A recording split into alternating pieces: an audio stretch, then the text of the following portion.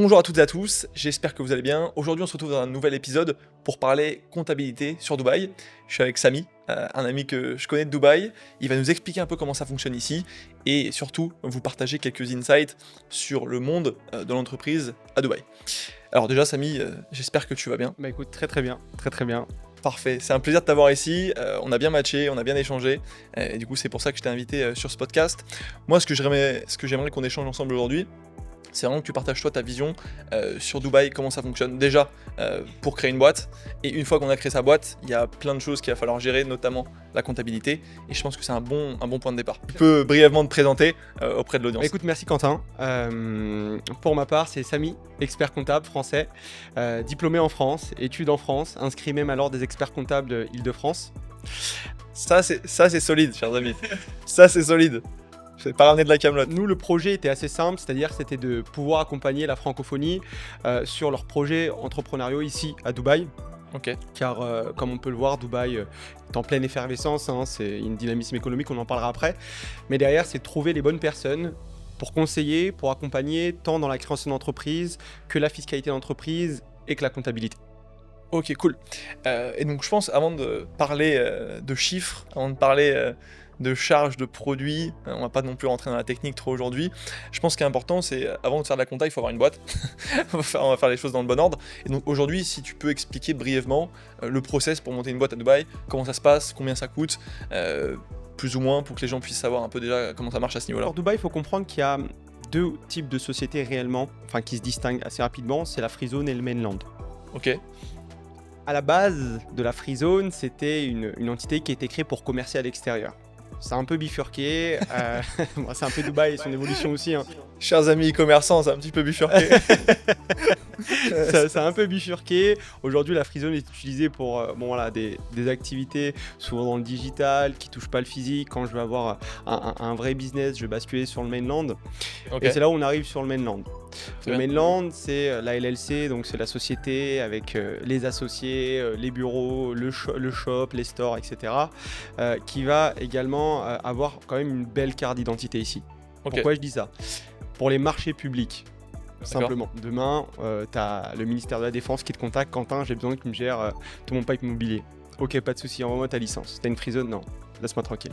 Et en gros, les free zones, ça se passe en dehors de Dubaï, on est d'accord en général ? Non. Ou il y en a aussi au sein de Dubaï ? Bien sûr, il y en a une vingtaine au sein de Dubaï même qui sont bien répartis. Dans le principe, quand j'ouvre une free zone, je suis limité géographiquement à ma free zone.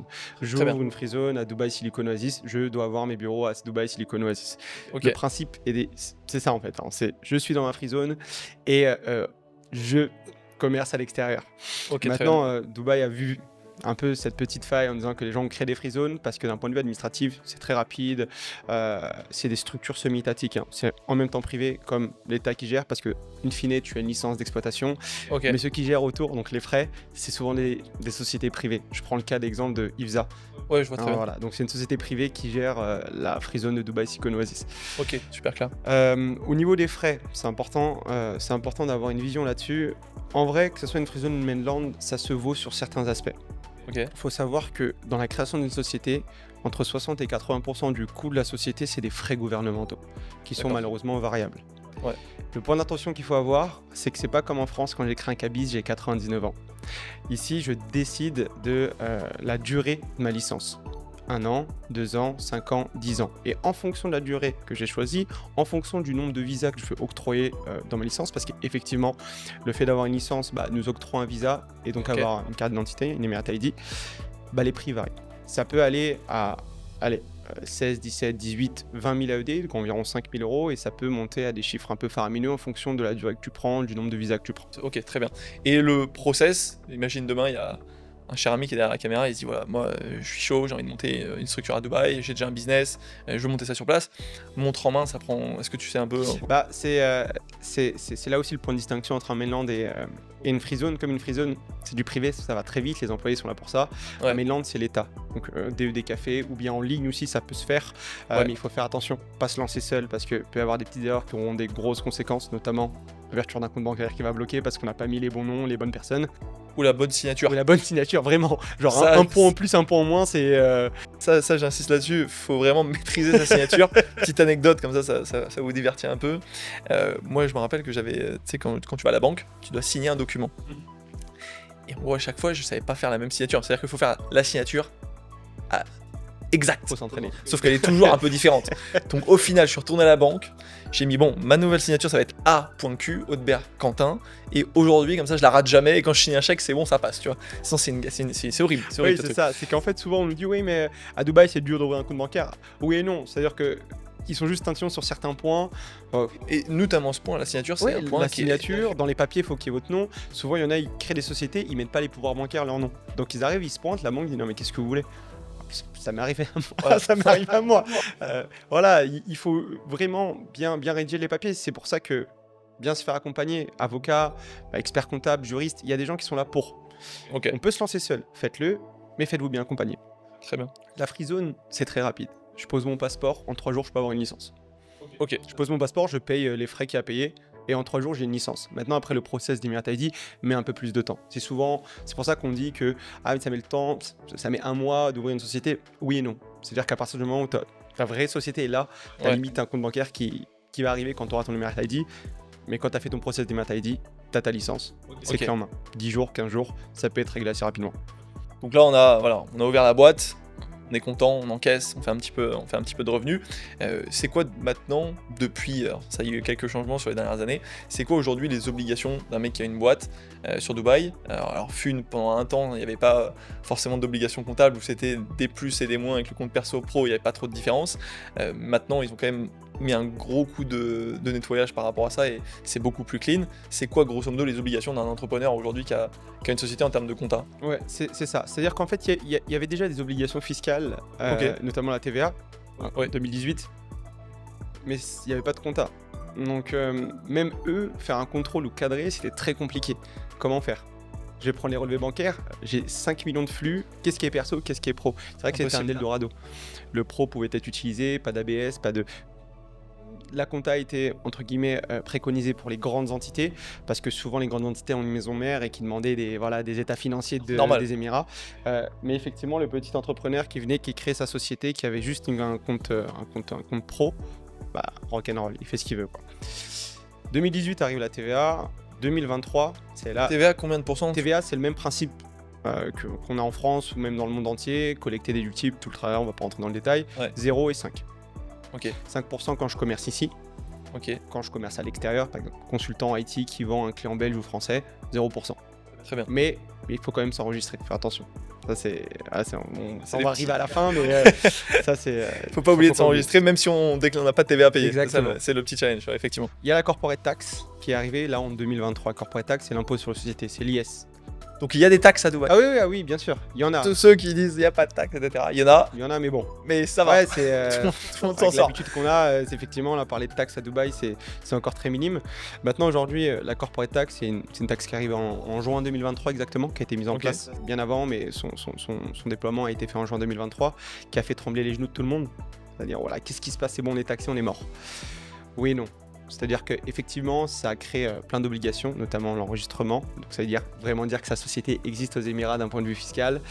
Deuxièmement, déclarer donc un chiffre d'affaires, un bénéfice chaque année. Et troisièmement, faire une comptabilité. Et donc c'est là qu'on l'appelle. C'est fini la récré, chers amis, je suis désolé. Maintenant, il faut bosser avec des comptables. Pour la petite histoire, corporate tax. Il faut tenir une comptabilité. C'est ça, il faut tenir une comptabilité. Après, à vous de voir quand vous voulez le faire. La corporate tax est arrivée le 30 juin, on est arrivé le 3 juillet, donc c'est pour dire un peu. C'est eux en fait, c'est Samy qui a créé la corporate tax. Corporate tax, et je suis arrivé. Donc nous on est arrivé, on a déployé une équipe, on avait cet avantage-là. Et donc la corporate tax, pour y revenir, faut un peu démystifier cette chose-là. C'est-à-dire que oui, c'est taxé à hauteur de combien? On a un taux qui arrive souvent, c'est ce fameux taux de 9%. Ouais, effectivement, il y a un taux de 9%, mais maintenant comment ça se calcule? Vulgairement, simplement, j'ai un chiffre d'affaires, j'ai des charges, j'ai un bénéfice. Normalement, ma société tourne bien. Ce bénéfice-là n'est pas imposé sur les 375 000 premières ED, environ 100 000 $, 90 000 euros. Donc, ça veut dire déjà mes premiers 90 000 euros de bénéfice, je ne vais pas payer d'impôts. Là, Il y a des gens qui commencent à vaciller. Enfin, quand il y a des petits artisans, ils commencent à être comme ça et ils disent putain, comment ça? Ouais, je te laisse continuer. C'est ça. Donc 90 000 euros, je ne paye pas d'impôt. Et au-delà de ce montant-là, donc de cette exonération, on peut l'appeler comme ça, je vais payer ces fameuses 9%. Maintenant, les Émirats sont non plus. Elles ne veulent pas décourager l'entrepreneuriat et ont proposé aux petites entreprises un taux exceptionnel qu'on appelle le Small Business Relief et qui est très simple. Hein. Tant que je fais moins de 3 millions d'AED de chiffre d'affaires, donc 750 000 euros, je ne paye pas d'impôt jusqu'au 31/12/2026. Exonération de taxes. Donc si on fait pour les petites entreprises. On est solopreneur à Dubaï. C'est exactement. Seule condition, faire moins de 3 millions d'AED de chiffre d'affaires. 750 000 euros, tu divises par 4, tant mieux. Ça laisse de la marge et ça laisse oxygéner, ce qui est le problème de la France où malheureusement on matraque souvent les petits entrepreneurs ou les gens qui font entre un chiffre d'affaires qui n'est pas non plus colossal, et alors qu'il y a d'autres boîtes ensuite, dès on fait du gros résultat, on peut faire des montages, etc. Exactement. Tu payes moins de taxes. Dans les faits, c'est éviter cet étranglement fiscal, pouvoir mettre ces sociétés sur les rails, parce que même si elles sont exonérées, elles doivent tenir une compta pour prouver que justement elles ont fait moins de 3 millions d'AED et in fine, être en accord, être compliance comme on dit ici au niveau de la fiscalité. Okay. Derrière ta société, si elle fait plus de 750 000 euros, c'est-à-dire que déjà tu as un certain chiffre d'affaires qui est plutôt pas mal, ouais, c'est ça, et derrière ça te permet de tester le marché des Émirats. C'est pour ça quand on me pose la question quand est-ce que je dois me lancer, viens maintenant, prends une licence sur 2 ans jusqu'au 31/12/2026, teste ton business. Si tu as envie vraiment de tester, tu as un vrai projet entrepreneurial, vas-y. Et de toute façon, tu ne te feras pas imposer. Donc vas-y, fonce. Ok, super clair pour cette partie-là. Donc grosso modo, voilà, une taxe de 9% qui a été mise en place depuis peu. Mais par contre, sur la partie perso, est-ce que tu peux en parler de ça? Et est-ce que tu peux aussi parler de comment ça se passe sur les salaires qu'on peut se verser? Est-ce qu'il y a des charges qui sont qu'est-ce qui est déductible, qu'est-ce qui n'est pas déductible? Est-ce qu'on peut faire un petit peu comme en France, où on peut vivre sur sa boîte? Sûr, step by step, on va continuer du coup sur la corporate tax, sur les charges déductible, ouais. C'est un automatisme français, hein. C'est-à-dire qu'est-ce que je fais pour baisser? Comment je fais pour mettre le Porsche Macan sur la société, monsieur le comptable? Expliquez-moi. Ça marche pas, ça ne marche pas. Sur la déductibilité des charges, généralement le principe reste le même dans le monde entier, encore je le répète, c'est tant que c'est dans l'intérêt de la société, on peut déduire. Maintenant, il y a des charges où il faut faire attention, notamment les intérêts d'emprunt, où on a une limite de déductibilité. Ok. Les dépenses de divertissement, c'est ça qui fait grincer les dents, notamment de la francophonie. Dépenses de divertissement, c'est quoi? C'est café, hôtel, resto, avion, événementiel, fait pour la direction de ses clients. Et en fait, ça, c'est déductible qu'à hauteur de 50%. Donc les gens ils disent ah mais en France mes restos c'était 100%. Ah mais non, pas là. Et de même en France tu te fais massacrer derrière. Ouais voilà, c'est que derrière ça reste quand même, tu restes quand même gagnant quoi. Donc voilà, c'est là où tu es un peu limité. Ces fameuses dépenses donc exceptionnelles, là on va parler dans le concret, est-ce que je peux m'acheter un Urus? Nous on a fait une analogie fiscale. C'est-à-dire que en gros, la TVA sur les véhicules professionnels, il qualifie la TVA sur les véhicules professionnels si c'est un taxi, si c'est un transport de personnes, si c'est une ambulance, etc. Tu peux venir récupérer la TVA dessus. Même les véhicules de 8 personnes pour prouver qu'en fait tu transportes tes salariés derrière. Mais si toi derrière, t'achètes une voiture que pour toi et t'as collé une étiquette de ta société dessus, t'as pris un Russe, la TVA tu peux pas la récupérer. Même si c'est pour faire des réels sur un pont avec des lumières. Non, je rigole. Tu vois ce que je veux dire? Ouais, 100%. Ouais, normal. Après, ça reste. Cette question, on me la pose tous les jours. Mais ça reste 5% sur. Voilà, c'est 5% de TVA. Bon, après, il y en a, ils sont très tintillons aussi là-dessus. Pour eux, c'est un cashback. Et donc, du coup, par analogie, si on se dit que la TVA, on peut pas la déduire, est-ce que moi, je peux amortir ce bien-là?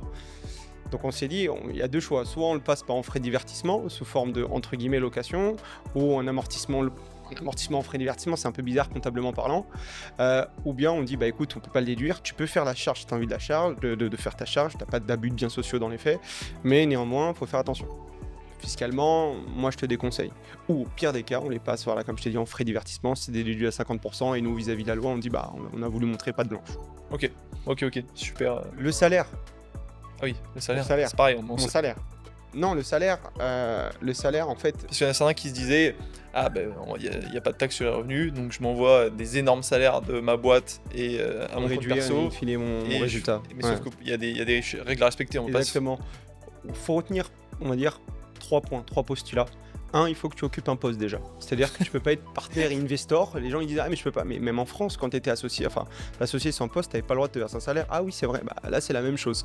Donc il faut que tu sois général manager, directeur. Généralement, on te le fait quand on te crée ta licence. Directeur commercial ou peu importe. Exactement, Ok. sur ton numéro ID, tu regardes, voilà, derrière, écrit que tu as un poste, t'occupes un poste. Deuxièmement, il y a une grille de salaire aux Émirats. Nous, par exemple, on prend celle de Michael Page, Ok. 2024, et les moyennes sont quand même assez folles. Hein. Ouais. C'est-à-dire, là, les gens qui me disent combien tu penses, je dis, au vu de ton truc, on check, ok, 10-12 000 euros, ça passe. Ah bah, moi j'ai payé 6, bah ok, c'est parfait, je monte à 10 à 12. C'est cohérent. Et troisièmement, en parlant de cohérence, la cohérence avec ton chiffre d'affaires. Tu viens pas mettre en péril ta société pour ton salaire. Et aussi, bon, si tu vois que tu rentres pas dans les grilles et qu'on voit que tu te verses un salaire pour atteindre le niveau 0, juste faut qu'on ait un bon storytelling. Ouais. C'est-à-dire que là, explique pourquoi tu as fait ça. La fiscalité, c'est un storytelling. T'en parleras après avec Hicham, il te dira. Mais la fiscalité, c'est un gros storytelling qui est justifié. Donc, il faut faire vraiment attention à ça. Oui, parce que c'est pas tout blanc ou tout noir. Il y a que du gris et c'est comment tu expliques le gris, quoi. Exactement. Et donc, bon, cet argent-là est passé de la société à mon compte perso. T'es d'accord? Comment je suis imposé ici? Si je suis résident fiscal, donc du coup aux Émirats, j'ai pas d'impôt sur le revenu. Jusque-là, tout va bien. Si je suis du coup général manager et associé, donc partenaire à un certain pourcentage, je touche des dividendes, je paye pas d'impôt sur les dividendes ici, mais pas cette fameuse flat tax. Ok. Donc ça veut dire que d'un point de vue perso, ici on est assez tranquille quand même. On est assez tranquille, c'est un gros levier d'enrichissement. Après, il va y avoir le débat de ouais, mais la sécu sociale et tout le tralala. Ouais, il y a des assurances maladie, il y a des écoles. Si on fait le calcul par rapport à nos cotisations, j'aimerais bien le faire, le contenter un jour. Tout Mais, dépend combien on gagne et combien de personnes à charge à Dubaï. C'est un calcul qu'il faut Exactement. réaliser. C'est le levier d'enrichissement, il est là en tout cas pour l'entrepreneur. Ces taxes-là, au titre de la solidarité nationale en France, que tu ne payes pas du coup ici, bah c'est un levier Ouais, d'investissement. c'est un accélérateur de business. IMO, crypto, même ouvrir d'autres entités, développer sur d'autres business, réinvestir dans la boîte. Remettre un coup marketing, ce qu'on peut pas faire souvent en France parce que bah, on est à court. Embaucher des personnes, prendre des locaux plus gros. Bah, ça, on peut arriver comment dire, à avoir cette fameuse croissance exponentielle des startups. C'est parce que je réinjecte en fait de l'argent dedans. 100%. C'est une stratégie qu'il faut avoir et cette stratégie-là est possible ici. Ok, super, super cool. Si demain il y a quelqu'un voilà, qui est intéressé, qui veut te contacter, qui souhaite voilà, avoir un peu plus de conseils ou quoi que ce soit, comment ça se passe? Est-ce que tu as par mail, tu as un Calendly, tu as un LinkedIn? Qu'est-ce que tu préfères? Pour la prise de rendez-vous, je fonctionne par rendez-vous vraiment soit en visio, soit en physique dans nos bureaux. 30-45 minutes, histoire que vraiment on puisse se connaître, qu'on puisse nous déjà comprendre vos besoins avec généralement une de nos managers qui est présente et derrière qu'on puisse déjà donner les premiers conseils. Ça c'est important. Et derrière, in fine, si vous voulez continuer avec nous, bah, vous nous dites Samy, je veux continuer avec toi et là on envoie une offre et c'est parti, let's go. Magnifique. Donc, je mettrai les différents liens pour contacter Samy sous cette magnifique vidéo. Merci pour votre attention, merci pour ton temps, Merci à toi, Quentin. Samy. Merci d'avoir pris du temps pour regarder cette vidéo. Pense à t'abonner uniquement si tu apprécies le contenu, je veux pas de faux abonnés. Et pense également à mettre un petit like, ça fait toujours plaisir si tu as apprécié le contenu. Je te dis à très vite.